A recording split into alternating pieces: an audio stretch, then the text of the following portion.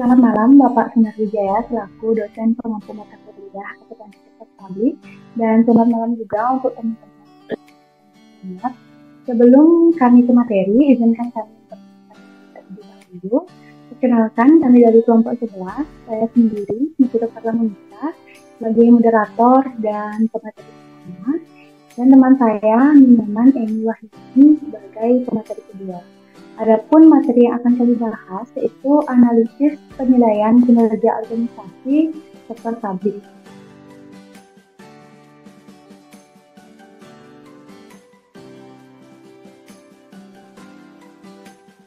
Untuk pokok pembahasannya yaitu yang pertama rasio-rasio keuangan bagi organisasi sektor publik. Yang kedua, rasio-rasio yang digunakan untuk menganalisis laporan keuangan sektor publik. Laporan keuangan sektor publik berperan penting dalam upaya membentuk akuntabilitas sektor publik. Tuntunan penerapan akuntabilitas sektor publik ini semakin meningkat untuk meningkatkan kebutuhan informasi keuangan sektor publik yang terbuka. Organisasi sektor publik yang sekarang ini mampu membuat laporan keuangan formal seperti laporan defisit atau laporan surplus, laporan realisasi anggaran, laporan laba atau rugi, laporan arus kas, serta laporan kinerja dinyatakan dalam ukuran finansial dan adapun bentuk-bentuk rasio keuangan yang berdasarkan akunnya dapat digolongkan sebagai berikut menurut Sujar Weni 2017. Yang pertama itu ada rasio likuiditas, yaitu rasio yang digunakan untuk mengukur kemampuan perusahaan dalam memenuhi kewajiban keuangan jangka pendek berupa hutang jangka pendek.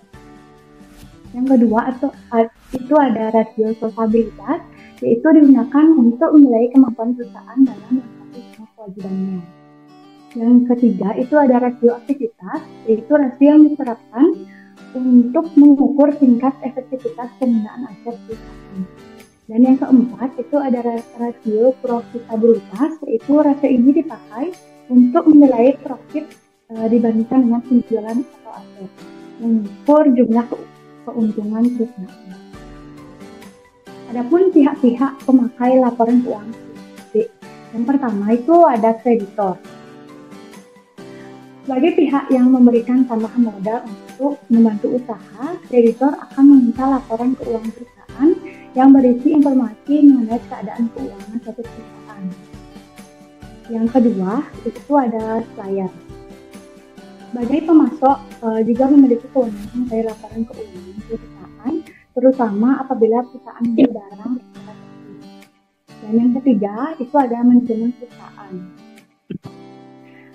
Manajemen dapat mengetahui dan memastikan segala proses sedang berjalan dengan baik, sehingga manfaat dari laporan keuangan itu bisa jadi acuan dalam aspek pendukung perencanaan bisnis ke depannya. Dan yang keempat itu ada investor.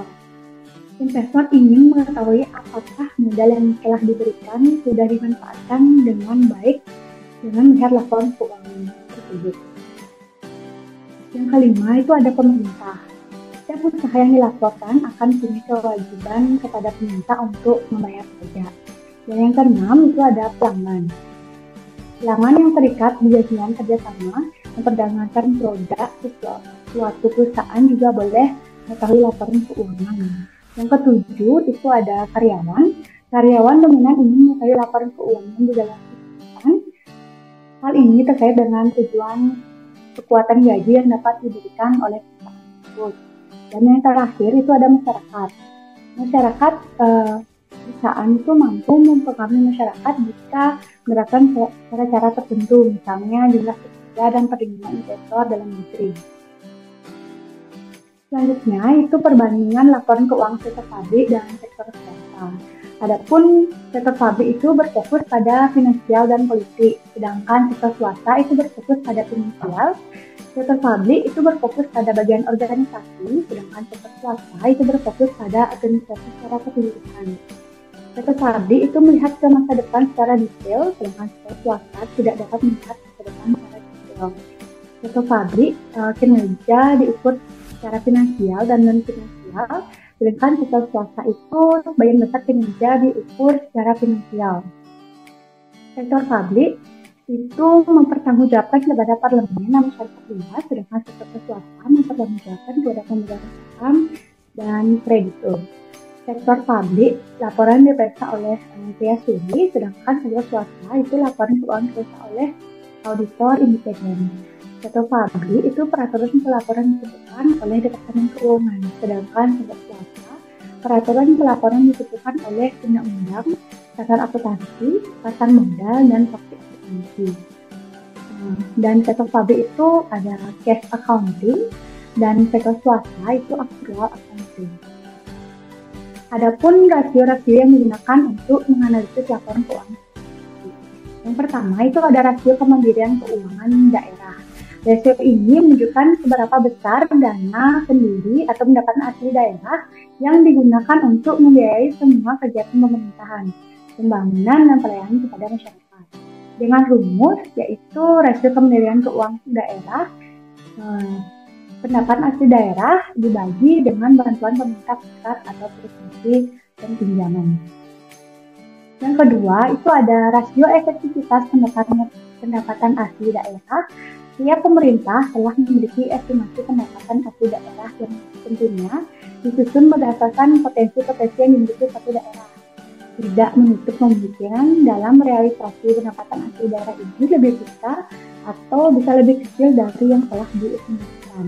Dengan rumus rasio efektivitas sama dengan realisasi penerapan PAD atau pendapatan asli daerah dibagi dengan target penerimaan PAD atau pendapatan asli daerah yang ditetapkan berdasarkan potensi real daerah. Untuk yang ketiga itu rasio efisiensi pendapatan asli daerah. Dalam merealisasikan PAD tentunya dikeluarkan biaya-biaya. Hal ini akan menggambarkan kinerja pemerintah dalam melakukan pemungutan pendapatan yang diimbangi dengan biaya yang memiliki batas wajar.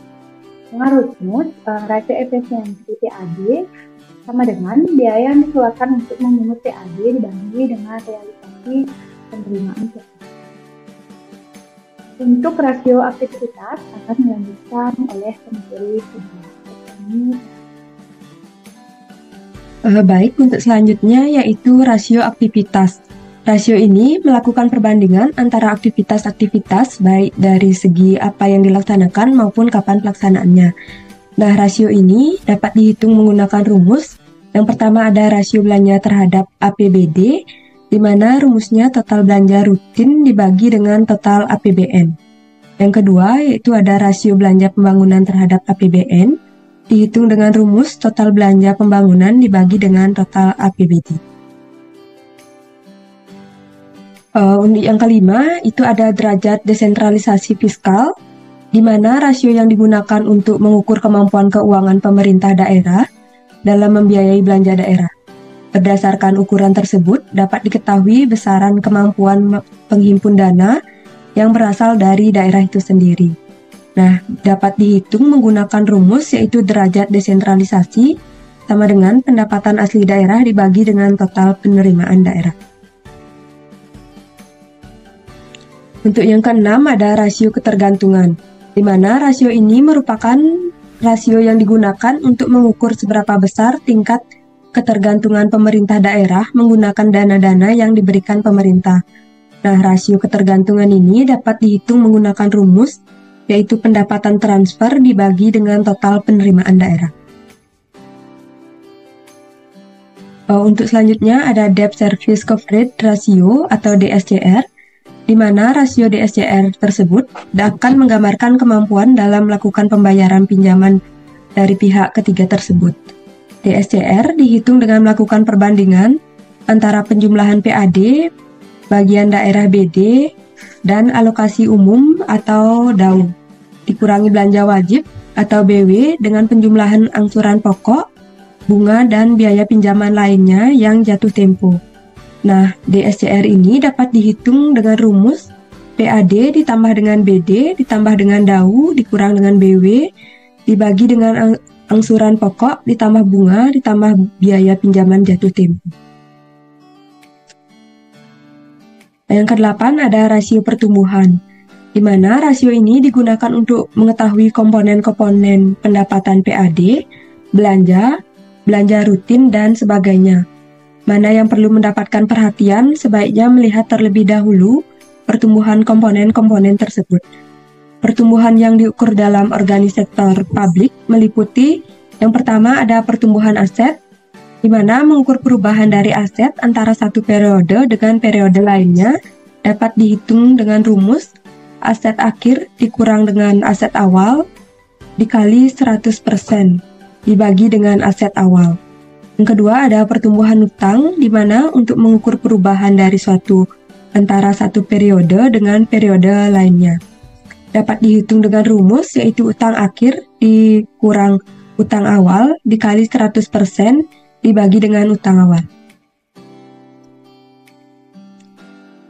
Selanjutnya ada pertumbuhan ekuitas, yaitu mengukur perubahan dari ekuitas antara satu periode dengan periode yang lain. Dapat dihitung dengan rumus yaitu ekuitas akhir dikurang ekuitas awal dikali dengan 100% dibagi dengan ekuitas awal. Selanjutnya yaitu pertumbuhan pendapatan, yaitu untuk mengukur perubahan dari pendapatan antara satu periode dengan periode yang lain. Untuk menghitung menggunakan rumus yaitu pendapatan akhir dikurang pendapatan awal dikali 100% dibagi dengan pendapatan awal. Selanjutnya ada pertumbuhan belanja, di mana untuk mengukur perubahan dari belanja antara satu periode dengan periode yang lain. Rumusnya yaitu belanja akhir dikurang belanja awal dikali 100% dibagi dengan belanja awal. Selanjutnya ada pertumbuhan surplus atau defisit, yaitu untuk mengukur perubahan dari surplus atau defisit antara satu periode dengan periode yang lain. Dapat dihitung dengan rumus yaitu surplus atau defisit akhir dikurang surplus atau defisit awal dikali dengan 100% dibagi dengan surplus atau defisit awal. Selanjutnya ada pertumbuhan silpa atau sikpa, yaitu untuk mengukur perubahan dari silpa atau sikpa antara satu periode dengan periode yang lain. Dapat dihitung menggunakan rumus yaitu silpa atau sikpa akhir dikurang silpa atau sikpa awal dikali dengan 100% dibagi dengan silpa atau sikpa awal. Selanjutnya yaitu ada rasio standar penerimaan pendapatan, di mana rasio standar penerimaan pendapatan bermanfaat untuk pengawasan dan pengendalian manajemen pemerintah daerah dalam melaksanakan pemungutan pendapatan daerah. Standar penerimaan pendapatan ini meliputi yang pertama ada rasio cukupan, yaitu rasio yang digunakan untuk mengetahui tingkat efektifnya pemerintah daerah dalam merealisasikan potensi pendapatan. Yang kedua ada rasio biaya pemungutan, yaitu rasio efisiensi penerimaan pendapatan, dihitung dengan cara membandingkan biaya yang dikeluarkan dalam rangka memperoleh pendapatan dengan pendapatan yang diperoleh. Selanjutnya yang ketiga ada rasio biaya pelayanan, yaitu digunakan untuk mengukur efisiensi dalam penerimaan retribusi daerah. Selanjutnya yang keempat ada rasio pemungutan, yaitu rasio yang digunakan untuk mengukur realisasi pemungutan pajak daerah dibandingkan dengan tunggakan dan tagihan baru. Baik, sekian dari saya kembalikan ke moderator. Baik, sekian pemaparan dari kelompok kami. Terima kasih atas perhatiannya. Kami tutup dan